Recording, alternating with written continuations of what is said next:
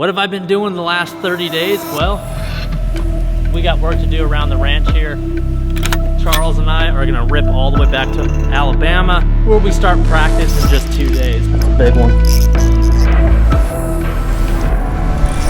Oh my gosh, look at that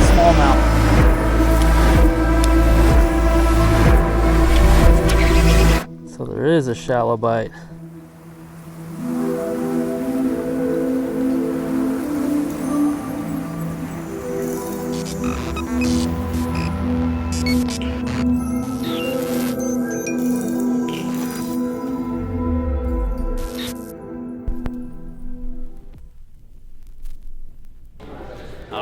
Here we are, we're doing another Q&A session here, Southwest Toyota in Lawton. These guys take care of me. Justin Rogers, general manager here. You guys saw a couple videos back where we hung out with some of the U.S. Marines right across the street here. We went over there and we shot the 777 howitzers. It was such a great time. I had to come back. This is actually the dealership that built out my Toyota truck. So my 2024 Toyota Tundra Hybrid. And we're gonna have a Q&A session here in a little bit. People are starting to show up. They rolled out the red carpet for us. So we're gonna have another good session. We're gonna be giving away swim bait, rods. Josh Jones will be here answering questions. So just another awesome activity in our kind of downtime in between tournaments here. So hopefully we can educate, you know, at the very least entertain some of the Army and military Marine families in the Fort Sill area here. So we're about to get this thing going.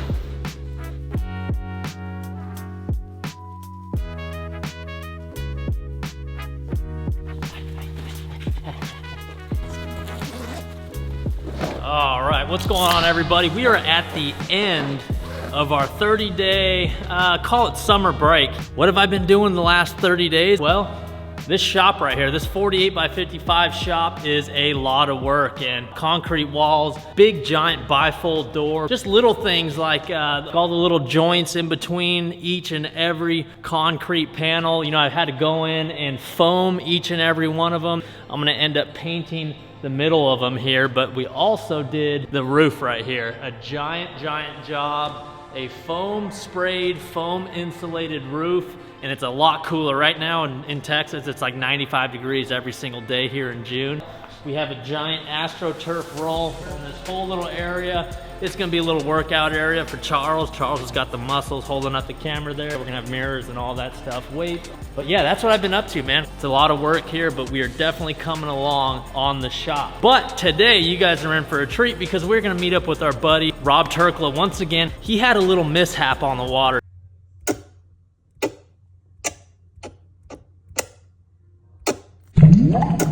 Yeah, pretty crazy, right? The suppressor ended up in the bottom of the pond up there in Oklahoma. So I'm thinking, man, how can we get this thing back? It's 15, 20 feet deep, and I built this little contraption that we're gonna drag around the bottom of this pond. You just went ahead and called it, yeah, that right there. Literally.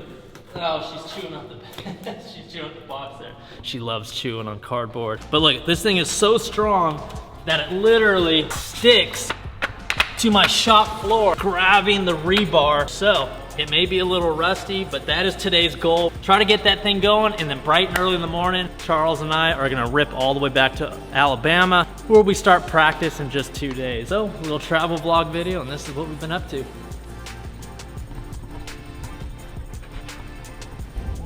Oh no, come on, boat.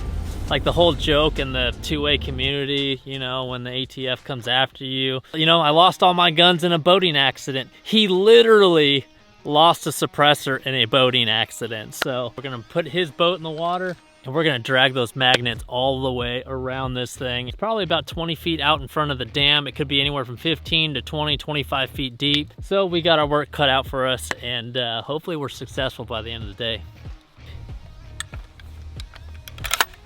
This is actually very similar to what Rob carried when he was in the Army in Afghanistan. It's the exact same one, yeah. Beautiful. Well, I mean, it's something, you know. Yeah. It's a lot dirtier than mine. I gotta get mine dirtier, dude. You can buy that one, I'll sell it to you. I gotta pay my mortgage. I think I bought that gun, I don't even remember, like 6 years ago. It was like one of the first things I bought when I got out of the Army. 7 years? Oh no, holy shit. I bought that gun probably like 10 years ago. Wow. Oh, I didn't even know they made them. Oh yeah. Matter of fact, we were just there. We were in Lake Murray up there, Columbia, South Carolina. It says Columbia right there, Columbia, South Carolina. We were just there. So this means it was made in Belgium? That means it was made in Belgium. Damn, and then did yours have imported. that? Yep. Well, I feel good about mine then. Yep. I didn't even realize that. Yep. And they also have non-reciprocating charging handles now, where every time you shoot it, charging handles. But I like these way better. I think it'd actually be nice if it didn't, because I've been bit so many times with it. Yeah. You go back and look at some of Rob's videos from the past couple weeks here. They actually shot that old bass boat up. Surprisingly, it didn't sink. It's got, I don't know, a couple hundred bullet holes in it, anywhere from 12 gauge slug, 12 gauge buckshot, to 308, AR-9. He even had a Desert Eagle out here and shot that boat, and it is still floating. How about that?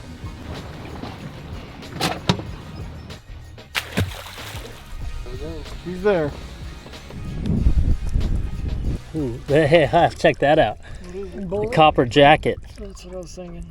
Oh, really? Yeah. Oh, you guys have picked up some bullets? Yep, copper jacket. Oh my gosh.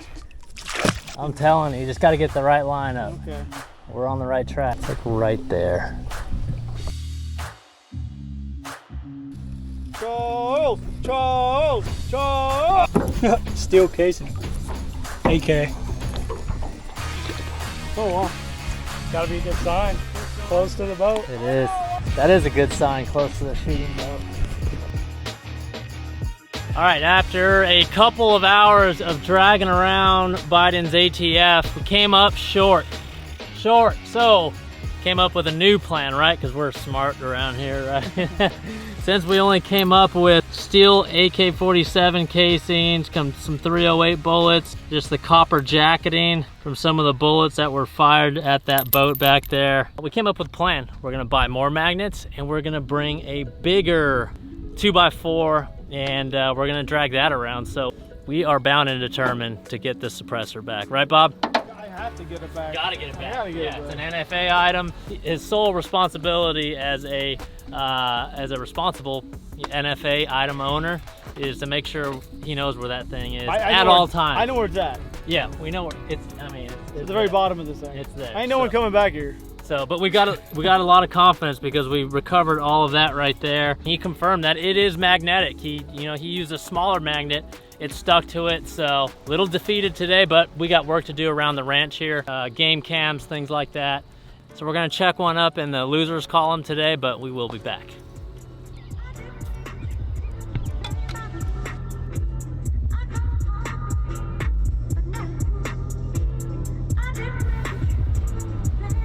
All right, so we got home kind of late last night, hanging out with Rob, shooting stuff, looking for that suppressor. So we got a late start this morning, driving through Louisiana here, and we found a badass Black Rifle coffee store, brick and mortar store right here in Ruston, Louisiana. Got a new hat, 6 hours, 45 minutes to go. Got the iced coffee. Onward.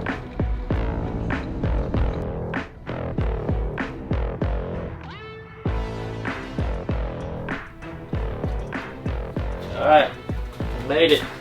12-hour drive. We're storing the RV at my buddy Sam George's house. We love Sam, Opens Angler. And they were mowing here today. Apparently, their mower hit that rock, which this rock hit that window, which hit that sofa. We're left with a big old hole in the window. So we're just dealing with all kinds of stuff, right? RV life. Long drive. Get to do a lot of tackle tomorrow. You guys could hop in the boat and check out exactly what I'm going to tie up. I'm thinking swim baits, I'm thinking spoons, etc. So it's been an awesome last couple days here. I'm tired, I'm pooped. I'm going to bed. See you guys bright and early in the morning.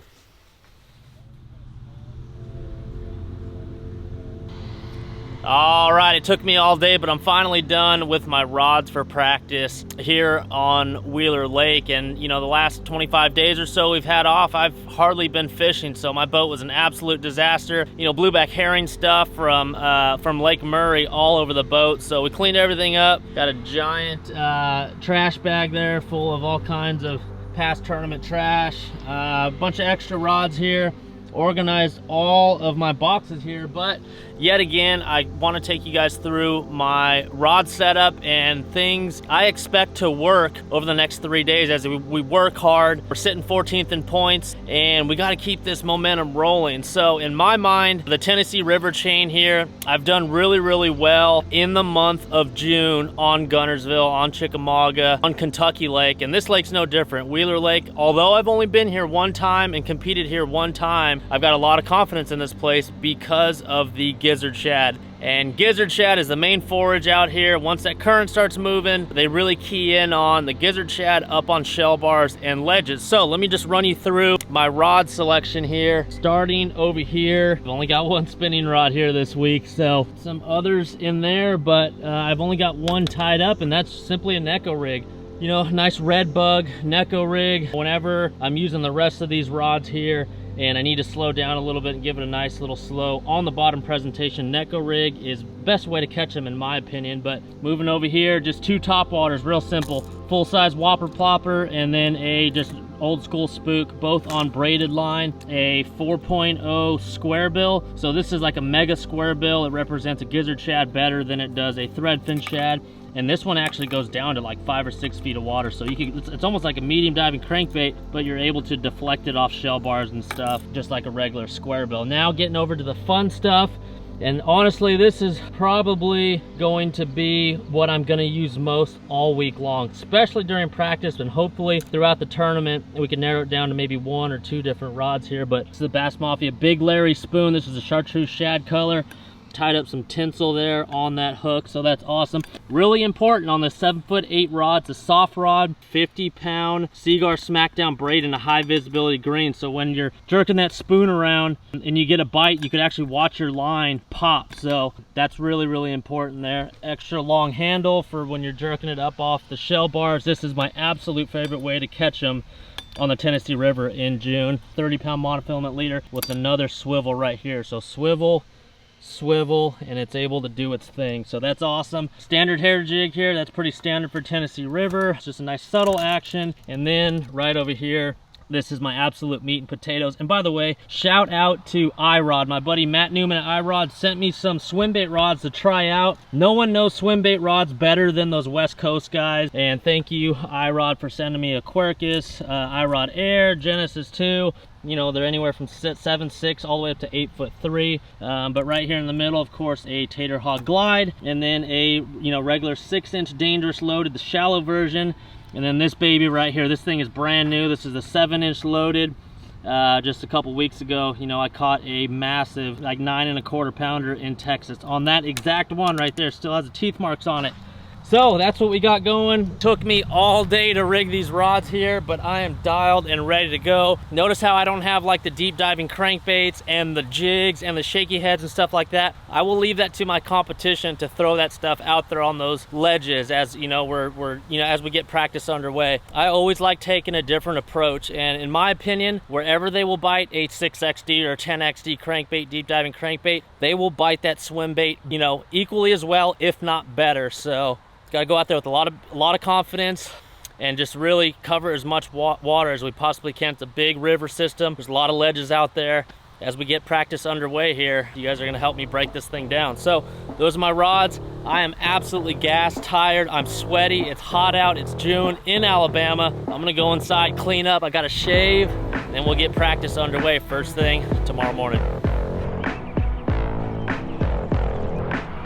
All right, it's 5:28 a.m. on a Monday. I got up at 4:30. We're able to launch the boat 30 minutes before sunrise. As you can see, sunrise is in about 3 or 4 minutes. So we're able to get on the water at 5:03 a.m. this week, and that is freaking early, especially when the sun doesn't go down till like, what, 8:45, 9 o'clock. So we're in for some really long days. I haven't been on Lake Wheeler here in like 7 years. I don't even remember this. I mean, I really don't. 7 years ago, I had a decent tournament. I think I had like a top 30 or so. But as you can see, Wheeler Lake is a very industrial type place. They got like dog food plants and rubber plants and paper mills, stuff like that, all along this river system. So right now it starts. We had some storms blow through last night, and it's really cool right now. It's like 64 degrees, slight drizzle to the air, but there's not a single person around. I mean, this is like very eerie feeling. So breaking down Wheeler starts right now.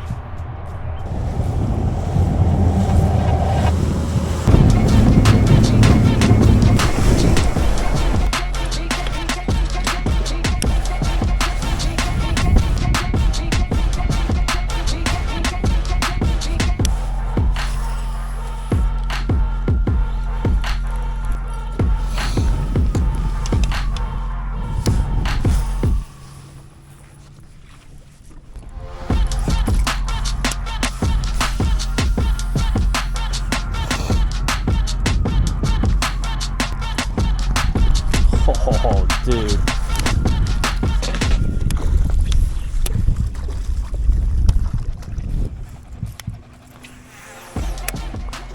Spraying shad. Look at them. They're freaking spraying shad all over my boat right now.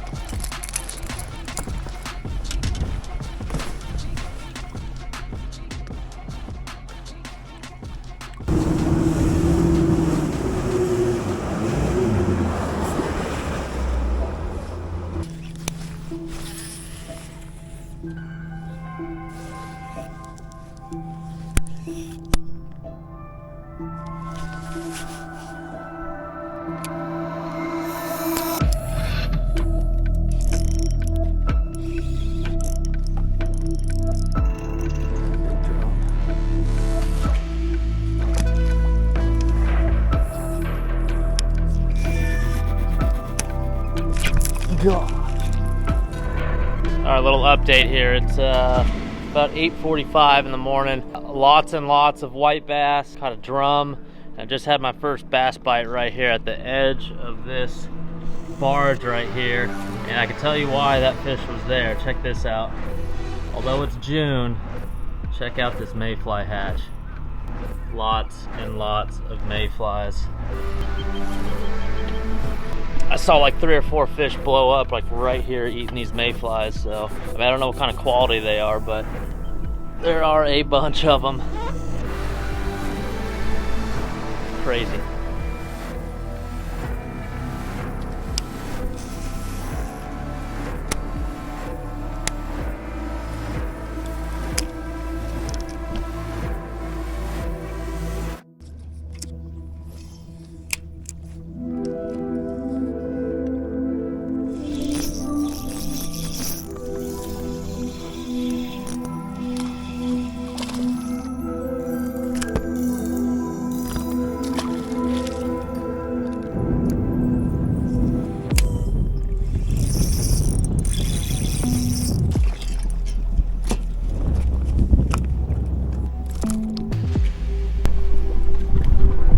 Little update here. It's about midday. The wind's starting to blow pretty good.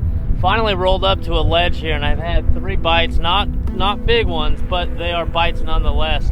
Just before I caught that one there, I lost one as well, and I'm starting to see them just kind of suspended off the ledge. And it's a weird thing right now. You got the wind blowing this way and the current going this way, so it's really hard to position the boat.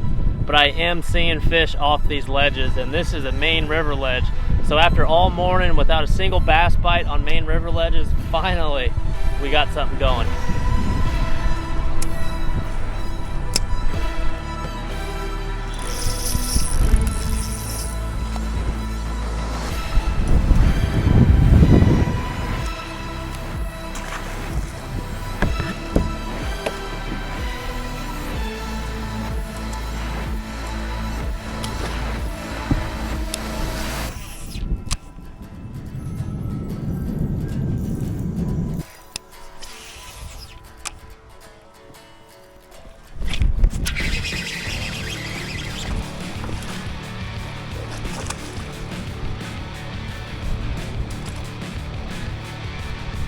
Now there's a chunky one.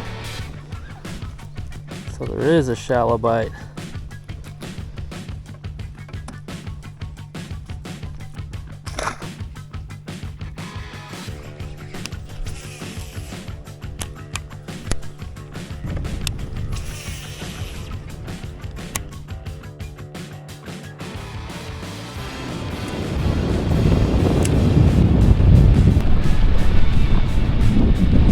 wind is blowing out here. Probably blowing 20 plus miles an hour. And what's really crazy right now, as you know, I'm kind of wrapping up day one of practice here. Sun's starting to get a little low. The wind is gassing 20 plus mile an hour, you know, from the, I think that's from the north. And the current's going this way, so it's really hard to set up on all these ledges and points. You know, you want to set up down current, but the wind is overpowering the current right now, so it's not good. So overall, day one of practice, it sucked. I mean, we caught a bunch of little ones, and that was about it. The biggest one we caught was only, you know, 2.5, 2 3/4. Luckily, there's 2 more days of practice left because I'm absolutely going to need them. So I'm going to just kind of fish my way back to the ramp here, but day one is just about a wrap.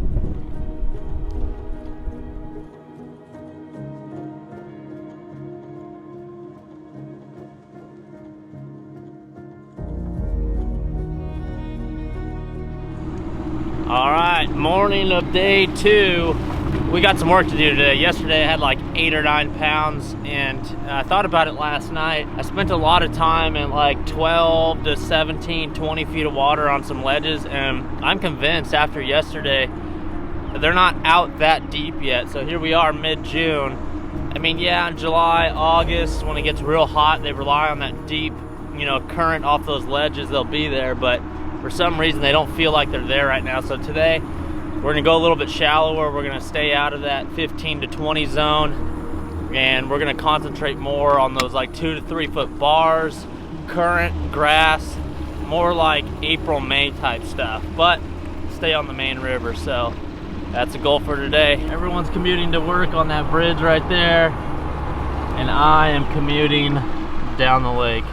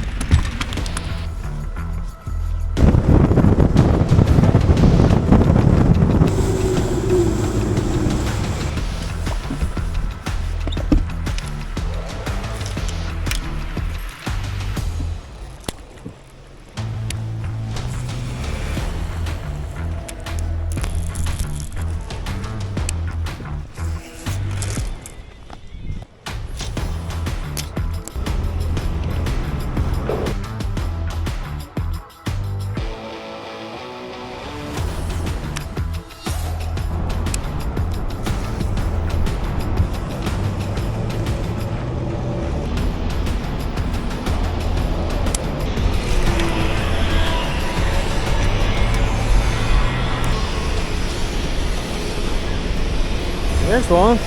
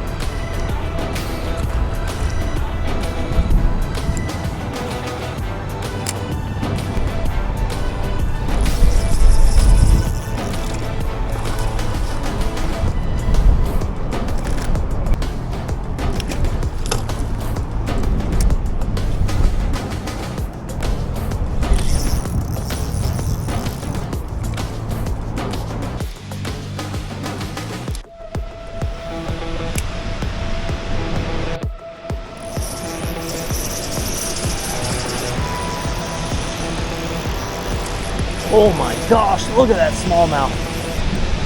Oh man. Oh, what's on his head? It's like a lamprey on his head. Oh, that's not a worm. Oh, big smallie. Oh, look at that. His dorsal fin snagged my bait. That's awesome. A beautiful fish, like 3 3/4, 3 1/2, 3 3/4. Finally, a decent bite late on day 2. Almost 4-pound smallmouth. I don't know if you can hear me. They're doing work on this bridge here, but that's an absolute good one, finally. And I went through like, I don't know, a dozen little ones, and I knew that some big smallmouth would be set up on these bridge pilings. I mean, the current is very, very low right now, so I purposely went to the fastest current, and that's out in the middle of the channel there, and that's a nice one. 5 of those would go a long way. Finally, we got a good one.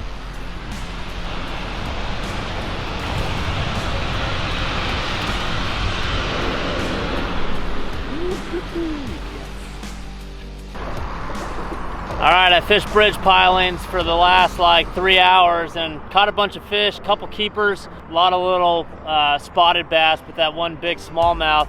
And I really can't rely on this pattern, you know, but I will rely on it when the current gets real low and when the fish start using the only current that's available, and that's in the middle of the channel on those pilings, those current breaks. So it's like 7:45. We've been on the water since 5 a.m. So I'm gonna call it a day. I checked in with a couple of my buddies, you know, Scott Martin, Lee Livesey, a couple other guys, and no one I talked to caught a limit today. So these may be the worst weights for the 2024 season. But again, we got to grind tomorrow. We've got 14 hours of fishing tomorrow to catch, you know, 3+ pounders. And these are the easiest ones to win. The ones that are the toughest, you find just a little nook and run with it all week long. So let me get a good night's rest and get after it bright and early tomorrow.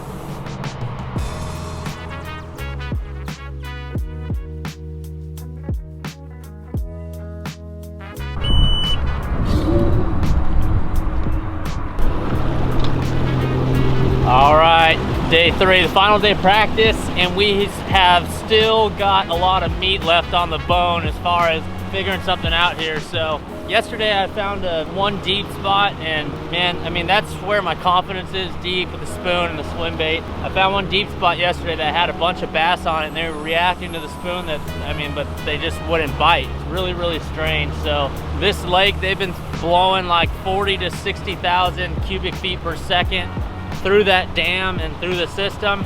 Yesterday, today, and the first tournament day, there's only been about 18,000 CFS, so that's substantially less. It's going to be tough, we know that. I did talk to another couple guys last night, and they didn't have limits during practice either. So grinder tournament for sure, but again, these are the easiest to win, so got about 14 hours to figure something out.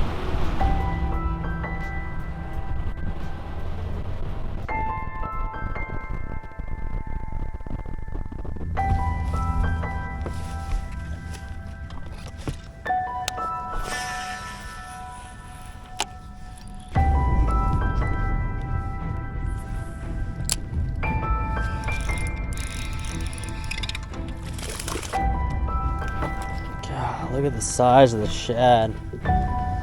Good ones, dude, like 5 inches. Put that back in there for this little guy. There you go, buddy.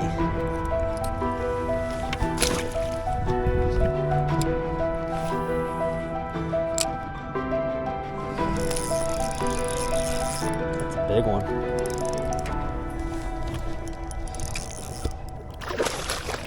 Oh, there's a decent bite. Finally. I was sitting there idling for probably 2 hours. I was like, I gotta get up and stretch my legs, man. So again, looking for those turns in the main river channel. There's a bunch of stumps and stick-ups down there, and if you put the trolling motor down, just kind of live scope around and just kind of search around, you'll see like little dots on the stick-ups and stumps. So I'm just really throwing that Neko rig at anything that moves. There's a lot of carp down there, but there's also those guys right there. A limit of those will go a long way. Nice 3-pounder. Got a little backup pattern there. Well, this is our, this ain't a backup pattern. This is like the pattern, the most consistent thing, just pitching a worm at isolated stumps and stick-ups. So that is a hot water bass. Water temperatures from like 78 to 82 degrees. Minimal current. You gotta do what you gotta do to get bit, man.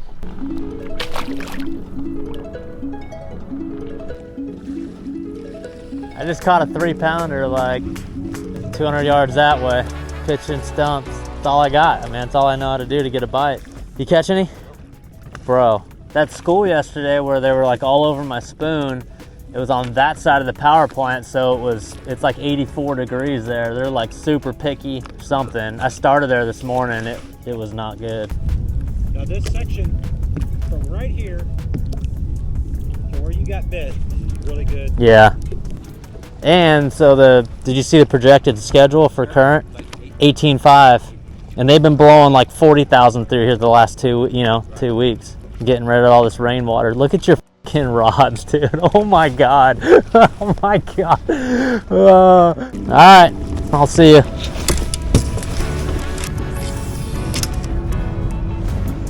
All right, I got tired of idling around and fishing a spinning rod. So, put on a little Metallica. And we're gonna go flipping and frogging for the next couple hours.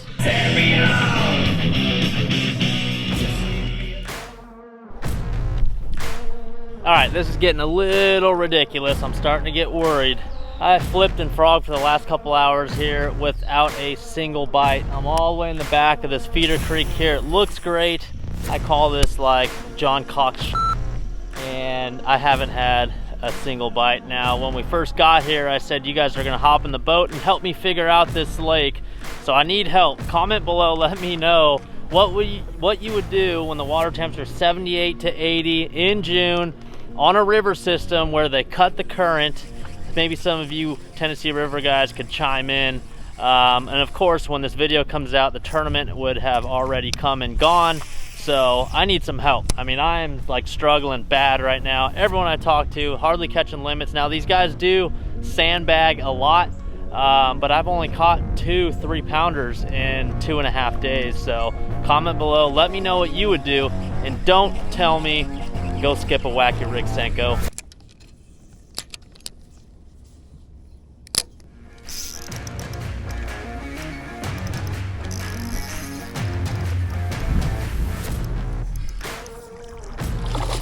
Oh, and there it went. 2.5 to 3-pound smallmouth. All right, it's about 3 o'clock on the final day here. Now they let us practice to the very end, like all the way till dark. For how hot it is and how tough it is, I'll probably get off the water like at 5 or so and do all my tackle. It's funny, I set out to do the whole swim bait and spoon thing, but without current, the fish aren't set up. So after frogging, I went back out to the ledges and I started pitching at these underwater stumps here. I had 1 bite back there that I lost and missed, and I just caught like a 2.5 to 3-pound smallmouth. Didn't get my hands on it, but it got me down in the stump. Pulled back out, and I went to the back here and it just shook off. So it was like 2.5 to 3-pound smallmouth. So our pattern is solidified. Basically, we're going down the main river channel and we're just pitching at any single stump. And if you think about it, the lack of current, they're just gonna set up, instead of setting up on bars and drop-offs and current breaks, they're just gonna set up on the next available cover, which is these giant stumps, 4 and 5 foot stumps. So we got our pattern.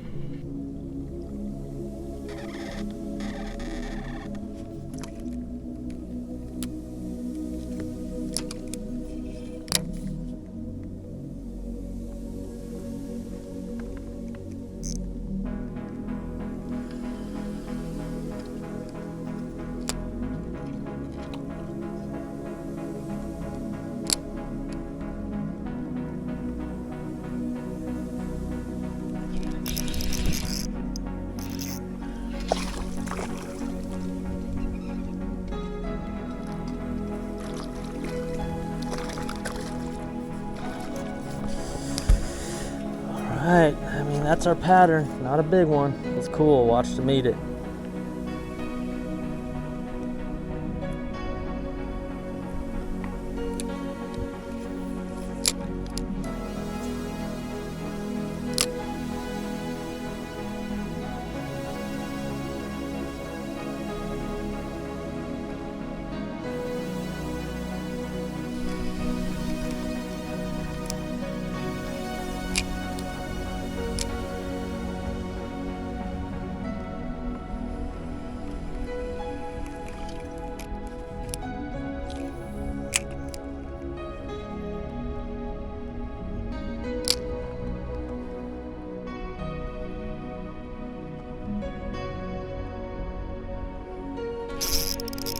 big one.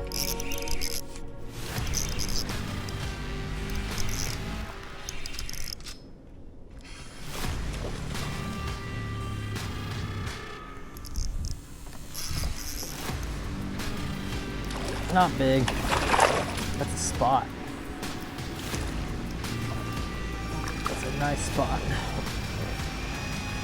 2.5 pound spot with a ton of shad in his belly. All right, our pattern is established. That's how you get bites right there. Slowing down, finessing.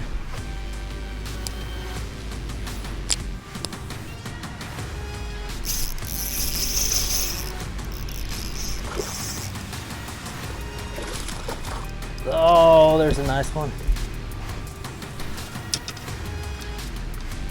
All right, now I'm getting excited. It's hot out, it's calm, there's no current. We established a pattern. In the last like 20, 30 minutes, I've caught, I don't know, 4 fish, 3 or 4 of these. And it's pretty sad when you're getting excited over 2.5, 3 pounders, but those are bites. And there's no other way to get these fish to bite. They're stuck on those stumps. We're gonna overlay some of this live scope footage right here for you, but that was like textbook. That you saw 3 of them on one stick, one stump. I pitched this over and this one got it, and there was 2 or 3 with it. So starting to feel good.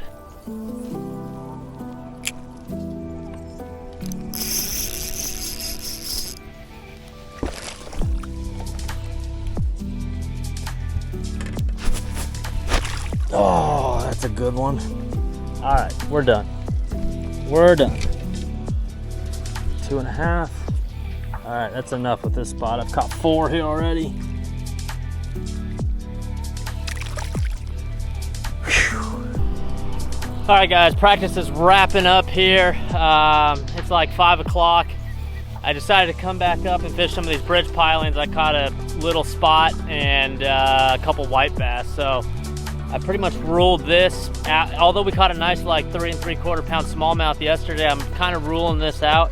I'd much rather keep the trolling motor in the water and fish every brush pile and every stump I could possibly find, using live scope, pitching around. And basically, this is a worm I've been throwing for literally since 2006. Been throwing this worm since 2006, so it's just a confidence thing. Any straight tail worm would work, both on the Neko and the drop shot. So what we thought was going to be a swim bait and a giant spoon, like hardcore ledge bite with current, that is not the case. It is fishing very, very tough out here. Thank you guys for hanging out with me, and I got a lot of rods to do, so I'm gonna wrap up practice right now. 5 o'clock, it'll take me a couple hours to get done, and we launch at 6 a.m. in the morning, so 6 o'clock a.m. takeoff for tomorrow. So thank you guys so much for hanging out. You got to see us chill at Rob's Ranch. We looked for the suppressor. We traveled all the way over here to Alabama. It's hot. We grounded out for 3 days of practice. I'm ready for this tournament now. Once again, 2.5 days of struggling, and then halfway through the 3rd day, we figure a little something out. So I'm gonna take that, run with it. I've got 4 or 5 spinning rods, FG knots, all that stuff to tie up. So thank you guys for hanging out. We'll see you next time.